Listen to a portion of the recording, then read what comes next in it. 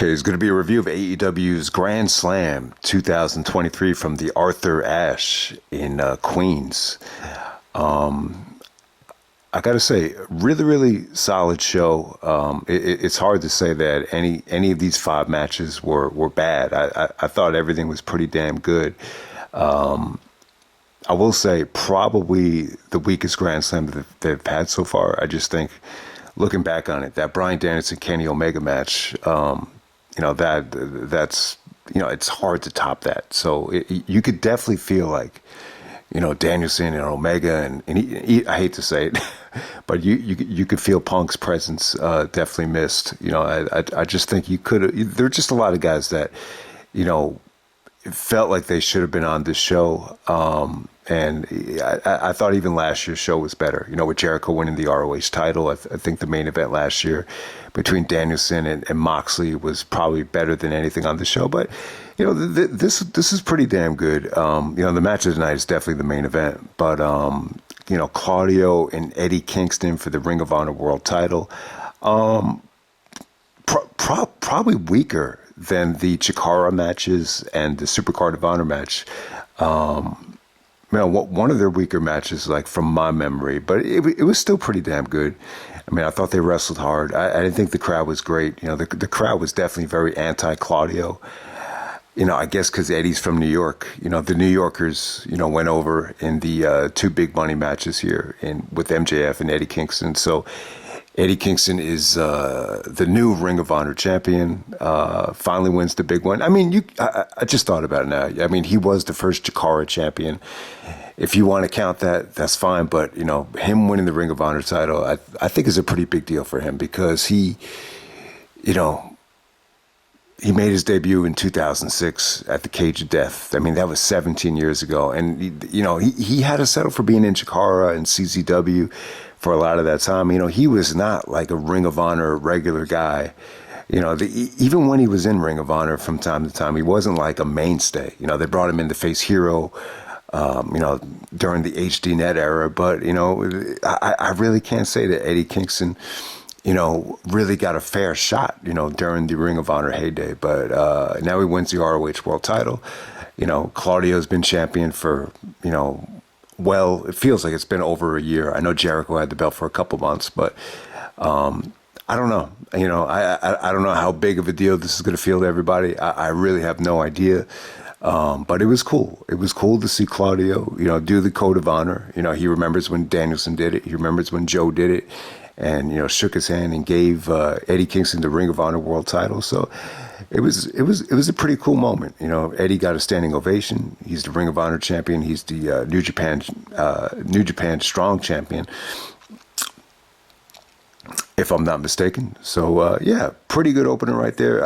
I think the moment was better than the match. You could point to several other matches. Their Supercard of Honor match was just, I just think there was more effort, put into that match. That just took you on more of a roller coaster type of ride. So, but yeah, still solid stuff nonetheless. You know what you're going to get from these guys. So it was really good stuff. So next up, we got Jericho taking on Sammy Guevara. The crowd was, not a great atmosphere throughout this night. MJF, had a pretty good crowd reaction because he's, he definitely had his hometown fans out there.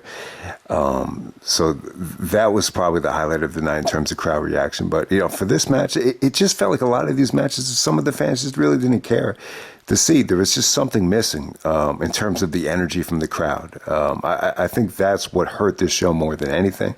But I think Jericho and Sammy was still good. Sammy, took a lot of chances. There was some, really incredible high spots. Some of the fans got on them for botching something. It was just like, you got to be kidding me. You're going to chant, you fucked up for that. That's crazy. But, Sammy with the cutter, there was some really, you just knew Sammy was going to put his body on the line. There was some really good camera work, too, where some of the code breakers just came out of nowhere. You didn't even see them coming. So I like the code breaker stuff. Sammy fought off the walls of Jericho. So pretty good stuff. Surprising ending with Jericho actually going over with that code breaker, which was you just did not see it coming. and then you get the Jericho Michaels ending with they're shaking hands, and all of a sudden Sammy kicks him in the nuts. It's pretty much the same exact. It's a replica of the WrestleMania 19 kick to the balls. It's the same exact thing. So it was pretty damn cool. And then Sammy actually sides with Don Callis. They do a segment backstage with Garcia. So it looks like Callis is trying to recruit Garcia and Sammy Guevara. But Sammy turns heel. You had to see it coming. It's something that they had to do.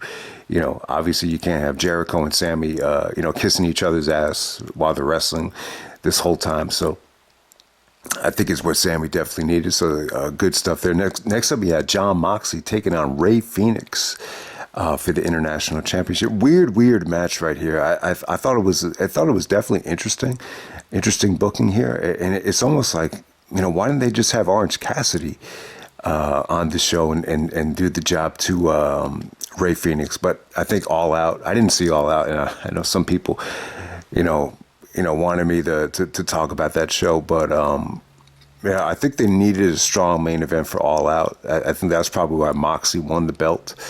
But yeah, Rey Fenix goes over and is the new international champion.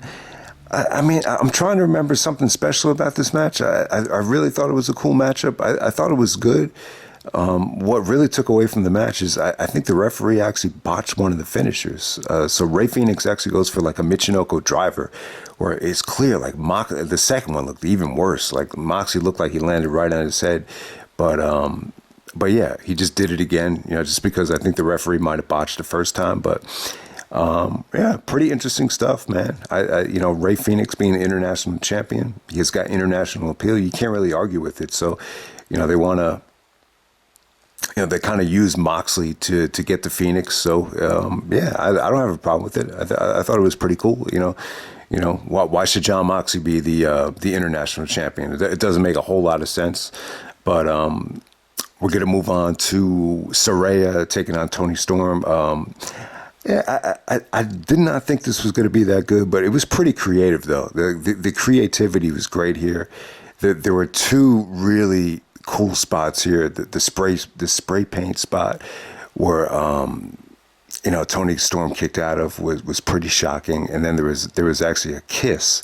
I know Toni Storm is actually into girls. I think Paige is probably bisexual, so that's probably why they did it. And I don't think they had a problem kissing each other, but the kiss really woke the crowd up, and there was a really, really cool near fall after that. So the match definitely had some really, really, it just felt different. I think that kiss was just out of the box. I think that's what the show needed. The show needed just something fresh, something to just, get people friggin' out of their seats, and that's what that did. So it was better than I expected. I wasn't blown away by the performance here from the wrestling, but in terms of the booking, it definitely gets a thumbs up. So Paige actually goes over. Taz sold Paige's finisher, like $1 million for whatever reason, but it came off pretty good. So then the main event, we got MJF taking on Samoa Joe for the AEW World Title. Oh, pretty good. Once again, better than I expected. MJF comes out with a lot of New York City inspired ring attire. His entrance is actually very New York Mets inspired. Christian took some shots at the Mets and the Yankees that they're not going to have a chance of, winning the championship this year. So,